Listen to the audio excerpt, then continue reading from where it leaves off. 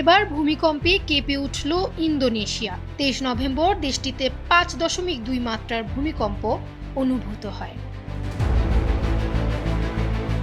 ইন্দোনেশিয়ার পূর্বাঞ্চলীয় উত্তর মালুকু প্রদেশের হালমাহেরা এলাকায় ভূমিকম্পটি আঘাত এনেছে বলে সংবাদ মাধ্যম খালিজ টাইমসের এক প্রতিবেদনে জানানো হয়েছে।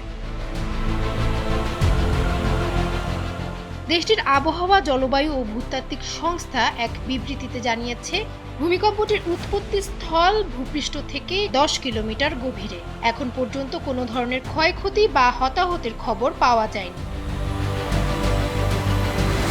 বিশেষজ্ঞরা বলছেন, রিং অফ ফায়ার অঞ্চলে বারবার ভূমিকম্প হওয়ার কারণে সতর্কতা বজায় রাখা জরুরি, কারণ যে কোনো সময় কম্পন বড় আকার ধারণ করতে পারে। প্রশান্ত মহাসাগরের রিং অফ ফায়ার এলাকায় অবস্থানের কারণে ইন্দোনেশিয়ার বিভিন্ন অঞ্চলে নিয়মিতই ভূমিকম্প ও আগ্নেয়গিরির অগ্নুৎপাত ঘটে থাকে।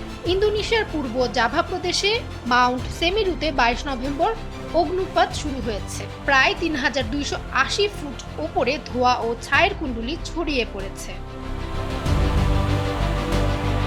অন্যদিকে 23 নভেম্বর একই দিনে মিয়ানমারেও ভূমিকম্প অনুভূত হয়েছে। ভূমিকম্পের মাত্রা ছিল 5.3। সেই সঙ্গে গত 21 নভেম্বর বাংলাদেশে 5.7 মাত্রার ভূমিকম্প আঘাত হানে। এতে অন্তত 10 জন প্রাণ হারান। এই ঘটনার পরদিন 22 নভেম্বর আবারও 3 বার মৃদু ভূমিকম্প অনুভূত হয়েছে বাংলাদেশে।